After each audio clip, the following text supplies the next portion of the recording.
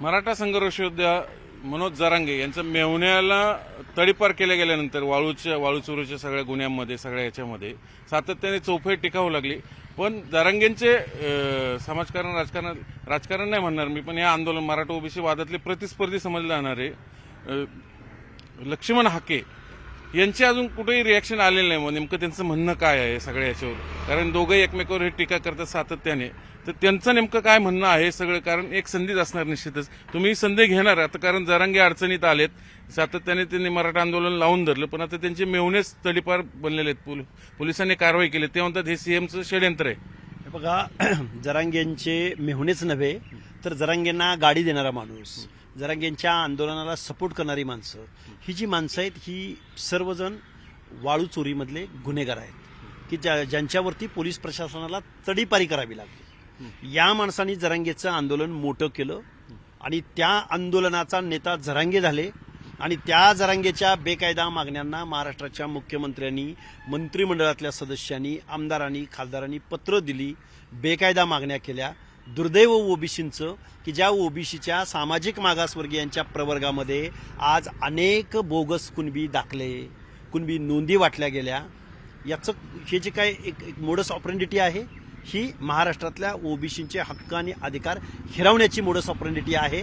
आणि गावात वळू भरपूर पाहिले होते, पण वाळू चोरणारे ही जी माणसं पाहिली ना, मला वाटतं खरोखर जरांगे पाटलांनी जे काही केलेलं आहे ते महाराष्ट्राच्या सामाजिक दृष्ट्या मागासवर्गीयांचं, ओबीसींचं अतोनात नुकसान केलेलं आहे. पण तुम्ही आता वाळूचोर म्हणता त्यांना, पण जरांगे म्हणतात की जुने गुन्हे आहेत, 21चे, 22चे, 23चे, आता केवळ आम्हाला अडकवलं जातं. मग यापूर्वी का नाही कारवाई झाली त्यांच्यावर? गुन्हाच आहे ना, जुना असला काय नवा असला काय.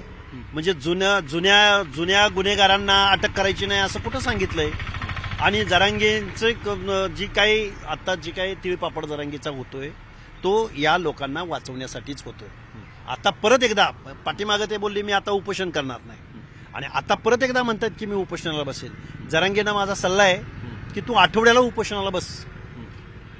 आता साखळे उपोषण पण काय म्हणतात, काही बोलतात ते. आमचं म्हणणं एकच आहे, त्यांनी काही करावं, लोकशाहीने त्यांना अधिकार दिलाय. पण ओबीसींच्या सामाजिकदृष्ट्या मागासवर्गीयांच्या आरक्षणाला जर जरांगे काय बोलणार असतील, जर यामधूनच मागणी करणार असतील, तर मात्र आम्ही शांत बसतो. त्यांचं म्हणणंच ते आहे ना, मी ओबीसीतनं आरक्षण मागतोय किंवा सरकारच्या विरोधात रान उठवतोय म्हणून माझ्या पाहुण्या रावळ्यांना अडकवलं जातंय. अडकवायला काय, वाळू चोरायला काय सरकारनं सांगितलं नव्हतं ना त्यांना. मुळात हे गुन्हेगार आहेत, अट्टल गुन्हेगार आहेत. याच लोकांनी बीड शहर जाळलं, याच लोकांनी अंतरवली सराटीमध्ये गोळीबार केला, याच लोकांनी गावागावामध्ये 2 समाजात तेढ निर्माण केली. याच जरांगेच्या चेल्या चपाट्याने जे आता तडीपार झालेत ना, यांच्या सगळ्या सर्कलमधल्या लोकांनी पुण्यामध्ये येऊन माझ्यावर हल्ला करणारा गेवराईमधला कार्यकर्ता कोण होता, या सगळ्यांची ज्यावेळी पाळंमुळं आपण शोधतो ना, त्यावेळी हे अट्टल गुन्हेगार आहेत. आणि अट्टल गुन्हेगारामधला जरांगे आंदोलनाचं नेतृत्व करतो, बेकायदा मागण्या करतो, आणि त्याला लोकनियुक्त सरकाराचा मुख्यमंत्री, मंत्रिमंडळातले सदस्य जाऊन पायगड्या घालतात. हेच ओबीसींचं दुर्दैव. यापूर्वी जे मुख्यमंत्री थेट तुमचा रोग तिकडेच दिसतोय, मग त्यावेळेस का नाही कारवाई झाली? नाही, कारवाई व्हायलाच आम्ही असंच म्हणत होतो ना. आम्ही तेच म्हणत होतो की हा बेकायदा मागण्या करतोय. याचं कुठलंही काय त्या मागणीत काय कायदेशीर आहे? मुख्यमंत्री बदलले म्हणून आता ही कारवाई होते, यापूर्वी झाकलं गेलं असं म्हणायचं तुम्हाला? निश्चित याला कोणतरी सपोर्ट करत होतं. अनेक मंत्री, बघा त्या मराठवाड्यातले 6 खासदार जाऊन त्यांना सपोर्ट करत होते. शरद पवार त्यांना सपोर्ट करत होते. आता शरद पवारांची बाईट घेतली पाहिजे. खरं तर ज्या जरांगेंना तुम्ही सपोर्ट करत होता त्या जरांगेचे सगळे कार्यकर्ते आज तडीपारीच्या कारवाईला सामोरं जात आहेत. याच्यावर प्रतिक्रिया या लोकांची घेतली पाहिजे. ते म्हणतात आंदोलन मोडून काढण्याचा प्रकार आहे. आंदोलन कसं कोण मोडून काढेल? यांना काही वाळू चोरायला थोडं सरकारनं सांगितलं होतं, गुन्हे करायला थोडं सरकारनं सांगितलं होतं. अरे तुम्ही सामाजिक ऍक्टिव्हिस्ट म्हणवता, म्हणजे सोशल ऍक्टिव्हिस्ट म्हणवता, आणि दुसऱ्या बाजूला नदीची चाळण करता, वाळू विकता, जी कायद्यानं मनाई आहे ज्या गोष्टीला.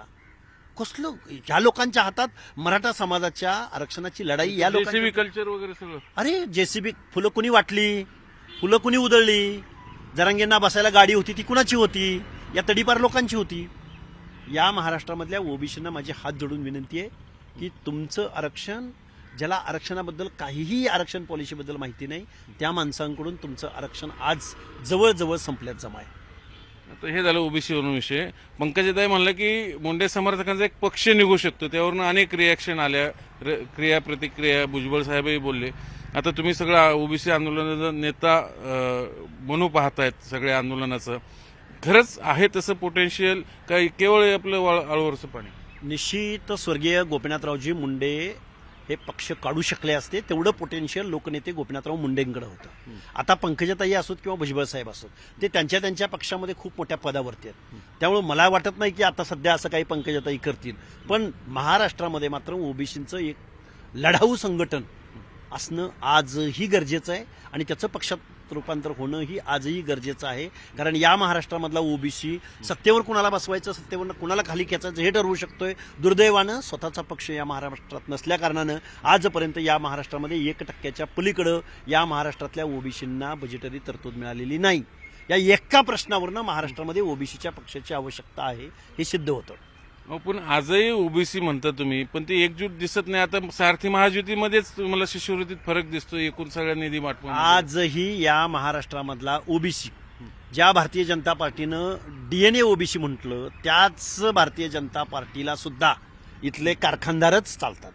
महाराष्ट्र हा कारखानदारांच्या जीवावर चालतो. या महाराष्ट्रामधला शोषितांचा, वंचितांचा, पीडितांचा, ओबीसींचा आवाज बनू पाहणारा एकही आमदार, खासदार ठामपणे भूमिका घ्यायला समोर येताना दिसून येत नाही. त्यामधले मग ओबीसीची ही लोक ओबीसीच्या प्रश्नावर ठाम भूमिका जोपर्यंत इथला एखादा नेता घेणार नाही तोपर्यंत इथं पक्ष वगैरे तर खूप लांबच्या गोष्टी आहेत. आता जरांगेचं आंदोलन ते म्हणतात तसं सरकार मोडू पाहतंय, तडीपारीच कारवाई झाल्या, त्यांचं ती लढाई ते लढतील, ते उपोषणाला बसून. पण ओबीसींच्या प्रश्नाचं काय? तुम्ही नेता म्हणवता स्वतःला, ओबीसींचे जे पेंडिंग प्रश्न आहेत, साधं राजकीय आरक्षण कोर्टात अडकले आपल्याला माहिती, सगळ्या पंचायत समित्या, स्वराज्य संस्था, त्याचं पुढे कोण नेतृत्व करेल? हे बघा, या महाराष्ट्रामधलं ओबीसीच्या 56,000 जागा होत्या पंचायत राजमध्ये, त्या आता 30-35 हजारावर आलेल्या आहेत. माननीय मुख्यमंत्री देवेंद्र फडणवीस साहेबांना आमची विनंती आहे की त्या बांठिया कमिटीच्या शिफारशीवरनं जर तुम्ही आमच्या जागा कमी करणार असाल आणि त्या जागा कमी केलेल्या गृहीत धरून जर तुम्ही निवडणुका घेणार असाल किंवा कोर्टाचा निर्णय येईपर्यंत जर तुम्ही विदाऊट ओबीसी आरक्षण जर तुम्ही निवडणुका घेतल्या तर महाराष्ट्रातला ओबीसी रस्त्यावर उतरेल आणि भारतीय जनता पार्टीला पहिला प्रश्न विचारेल की आम्ही तुम्हाला ज्या विश्वासानं तुम्हाला आम्ही निवडून दिले त्याचं झालं काय. मुळात मुख्यमंत्री महोदयांकडून आमच्या प्रचंड अपेक्षा आहेत. जर ते या प्रश्नावर उतरले नाहीत तर या महाराष्ट्रामधलं जन आंदोलन निश्चित खूप मोठ्या प्रमाणात तुम्ही पुन्हा ह्या सीएमच्या विरोधात रस्त्यावर उतरणार? निश्चित रस्त्यावर उतरणार. बरोबर का? आम्हाला कुठलाही पक्ष नाहीये. आमची सदसद विवेक बुद्धी आहे. आम्हाला महाविकास आघाडी नको होती. ज्या महाविकास आघाडीच्या आमदारांनी, खासदारांनी, ज्या महाविकास आघाडीच्या पृथ्वीराज चव्हाणांनी, रोहित पवारांनी, शरद पवारांनी ज्या जरांगेंना पाठिंबा दिला त्यांना आम्ही घरी बसवण्याचं काम केलंय. त्यामुळे ज्या महायुतीला तुम्ही निवडून दिलं, ज्या महायुतीला निवडून दिले त्या महायुतीनं ओबीसीचं आरक्षण पूर्ववत झाल्याशिवाय निवडणुका घेऊ नये, नाहीतर इथला ओबीसी तुम्हाला तुमची जागा दाखवल्याशिवाय राहणार नाही. एक वेगळा प्रश्न, तानाजी सावंतचं सगळं अपहरण नाट्य त्यांच्या मुलाचं कळलंच असेल तुम्हाला, तुम्ही त्यांच्यावर सभाही घेतलेल्या आहेत, काय विषय नेमका? हे बघा, तानाजी सावंतांचा मुलगा, मोठ्यांच्या मोठ्या बाता.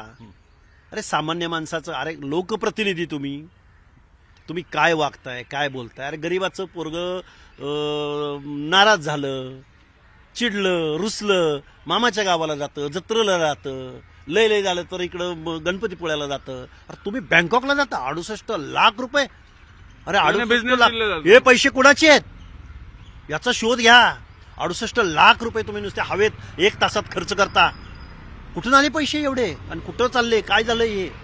याचं खरं तर संशोधन होणं. अरे आम्ही बिझनेस डीलला गेलो, आम्ही बिझनेस डील. अरे 68, अरे मोठ्यांच्या मोठ्या बात आहेत. सामान्य माणसाचा वाली कोणी नाही. आणि त्यातल्या त्या ज्या भूमपरांडा वाशी मतदारसंघातून तानाजी सावंत नेतृत्व करतात, आणि तिथल्या पोरांना ऊसतोडीला जावं लागतं, तिथल्या पोरांना हमाली काम करावं लागतं, तिथल्या पोरांना कंटेनर चालवावे लागतात, तिथल्या पोरांना शिक्षकाच्या भरत्या होत नाहीत, दुष्काळी टापू म्हणून ओळखला जातो. त्यांचा पोरगा, त्याच आमदाराचा पोरगा, त्याच भूमपरांडा वाशीच्या नेतृत्वाचा पोरगा 1 तासामध्ये 68 लाख जर खर्चत असेल तर मला वाटतंय महाराष्ट्र कुणीकडे चाललाय याचं एक तानाजी सावंत एक मूर्तिमंत उदाहरण आहे. हे होते लक्ष्मण हाके, व्हिडिओ जर्नलिस्ट सचिन हंचाटेसह चंद्रकांत फुंदे, न्यूज 18 लोकमत, पुणे.